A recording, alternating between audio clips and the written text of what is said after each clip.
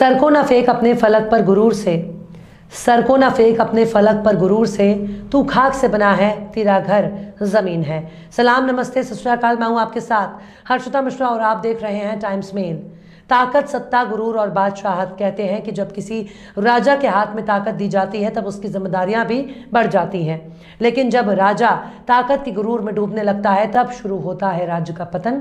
हमारी इसी दुनिया में स्वीडन भी एक ऐसा देश है जिसने धर्म की आड़ में खुद का ही नुकसान कर लिया। दूसरे देशों में आतंक मचाने वाले आतंकियों को पनाह देने का आरोप स्वीडन पर लग चुका है, लेकिन स्वीडन में जिस तरह से सरेआम कुरान शरीफ को जलाने का काम किया है उसने मुसलमानों के दिलों को जख्म कर दिया। स्वीडन नेटो का मेंबर बनने का सपना देख रहा था, लेकिन तुर्की ने अपने वीटो पावर का इस्तेमाल करते हुए स्वीडन को नेटो में शामिल होने से रोक देता है। स्वीडन डिप्लोमेटिक तरीके से तुर्की के साथ अपने रिश्ते बहाल करना चाहता था, लेकिन स्वीडन में तुर्की के एम्बेसी के सामने कुरान को आग के हवाले करके आग में घी डालने का काम किया। कुरान का अपमान करके स्वीडन के प्रदर्शनकारियों ने स्वीडन के भविष्य पर कालिक पोत दिया, जिसके बाद नाटो में शामिल होने के उसके तमाम मंसूबों पर पानी फिर गया और अब स्वीडन शायद कभी भी नाटो का सदस्य नहीं बन सकता। लेकिन इसके साथ उस देश के लिए तुर्की ने एक खुशखबरी दी है, जिस देश ने स्वीडन के साथ नाटो में शामिल होने के लिए दरख्वास्त दी थी। तुर्की ने अब साफ संदेश दे दिया है कि स्वीडन भले ही नाक रगड़ कर रह जाए, लेकिन तुर्की उसे किसी भी सूरत में नाटो का सदस्य नहीं बनने देगा।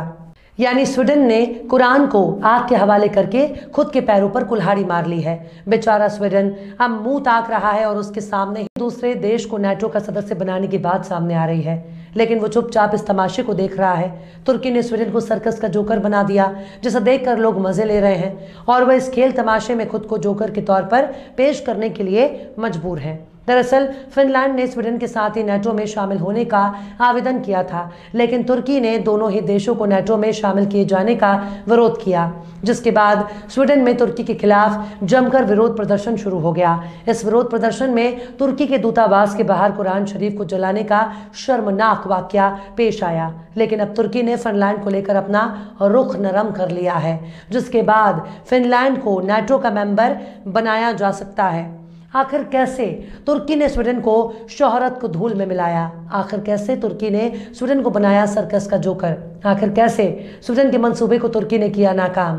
बताएंगे आपको और भी बहुत कुछ, लेकिन आप अगर हमारे चैनल पर नए हैं और पहली बार हमारी वीडियो को देख रहे हैं तो आप हमारे चैनल टाइम्स मेल को सब्सक्राइब कर लें, वीडियो को लाइक कर दें और बेल आइकन का नोटिफिकेशन बटन भी प्रेस कर दें ताकि बिना देरी हमारी हर खबर आपको मिलती रहे। लौटते हैं आप खबर की तरफ। तुर्की एक ऐसा देश जिसने दुनिया के एक बड़े हिस्से पर कई 100 सालों तक राज किया, जिसने हिजाज पर राज किया, जिसने फ़लस्तीन पर राज किया, जिसने इराक, बगदाद, यमन, शाम, जबल, अल ईरान और दुनिया के कई बड़े हिस्सों पर राज किया, जिनको आज पूरी दुनिया अरब और गल्फ कंट्री के तौर पर जानती है। किसी ज़माने इन पर खिलाफत उस्मानिया का राज हुआ करता था, लेकिन पश्चिमी देशों ने जिस तरह से फर्स्ट वर्ल्ड वार के बाद खिलाफत के टुकड़े किए, उसके बाद सैकड़ों साल तक राज करने वाले उस्मानी तुर्क महज एक छोटे से देश में सिमट कर रह गए। आज उसी देश को दुनिया तुर्की के नाम से जानती है, लेकिन जैसे ही तुर्की ने बर्बादी के 100 साल पूरे किए, वैसे ही तुर्की ने पूरी दुनिया को अपनी ताकत का एहसास करना शुरू कर दिया। अब तुर्की ना तो अमेरिका से डरता है और ना ही ब्रिटेन से, अब तुर्की ना तो फ्रांस से डरता है और ना ही चीन से। तुर्की ने इस वक्त पूरी दुनिया को अपनी ताकत का लोहा मनाने पर मजबूर कर दिया, क्योंकि तुर्की यूरोपीय देशों के सबसे ताकतवर मिलिट्री ऑर्गेनाइजेशन का हिस्सा है। तुर्की बीते 70 सालों से नाटो का सदस्य है। तुर्की ने अब नाटो पर इस तरह से बादशाहत करनी शुरू कर दी है कि अमेरिका और करीबी यार दोस्तों की तमाम कोशिश के बावजूद स्वीडन को नाटो में शामिल होने से रोक दिया है, जिसके जवाब में स्वीडन में तुर्की के दूतावास का बाहर विरोध प्रदर्शन होने लगा। लेकिन तुर्की और स्वीडन के बीच मामला तब खराब हो गया जब स्वीडन की तमाम पुलिस फोर्स की मौजूदगी में शिद्दत पसंदों ने कुरान को जला दिया। इस आग की तपिश स्वीडन से निकलकर पूरी दुनिया के मुसलमानों तक पहुंच चुकी है। मुसलमान खुलकर इस घटना का विरोध कर रहे हैं। तुर्की ने साफ तौर पर समझा दिया है कि स्वीडन ने नाटो में शामिल होने के अपने दरवाजे बंद कर लिए और अब वो नाटो में शामिल होने की उम्मीद करना बंद कर दे। तुर्की ने साफ तौर पर समझा दिया है कि अब स्वीडन का सपना केवल सपना ही बनकर रह जाएगा। अब हफ्ते भर के बाद स्वीडन और फिनलैंड को नाटो में शामिल न होने देने की जिद पर अड़े तुर्की ने अपने रुख में थोड़ी नरमी दिखाई है। तुर्की अब फिनलैंड को अकेले नाटो में शामिल करने के लिए तैयार है, लेकिन स्वीडन के साथ नहीं। तुर्की के राष्ट्रपति रेसेप तय्यिप एर्दोगन ने रविवार को कहा कि अंकारा अपने पड़ोसी देश स्वीडन के बिना फिनलैंड को नाटो में कबूल कर सकता है। अगर जरूरी हुआ तो नाटो के लिए फिनलैंड के संबंध में एक अलग प्रतिक्रिया दे सकते हैं। जब फिनलैंड के लिए एक अलग रुख से स्वीडन चौंक जाएगा।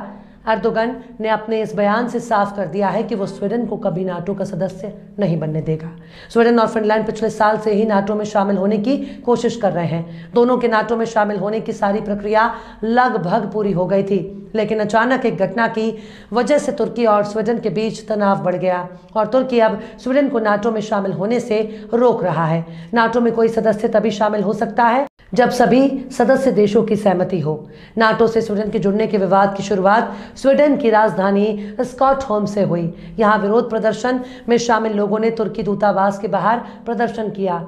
प्रदर्शन के दौरान धूर दक्षिणपंथी डैनिश राजनीतिक पार्टी के नेता ने कुरान को जला दिया, जबकि नाटो में शामिल होने का कुरान और मुसलमानों से कोई ताल्लुक नहीं था।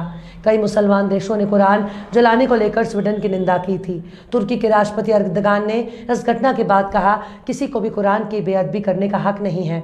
हम जब कुछ कहते हैं तो हम पूरी तरह से ईमानदारी से कहते हैं, और जब कोई हमारा अनादर करता है तो हम उन्हें उनकी जगह दिखा देते हैं। हालांकि इस घटना के बाद तुर्की ने स्वीडन के रक्षा मंत्री पाल जॉनसन के अंकारा दौरे को रद्द कर दिया था। तुर्की ने कहा था कि इस दौर ने अब अपना महत्व और अर्थ खो दिया है। तो इस तरह से तुर्की ने स्वीडन को सबक सिखाया। स्वीडन ने अपनी तरफ कोशिश तो बहुत की, लेकिन उसने कुरान जलाकर तुर्की को मनाने के बजाय और भी भड़का दिया।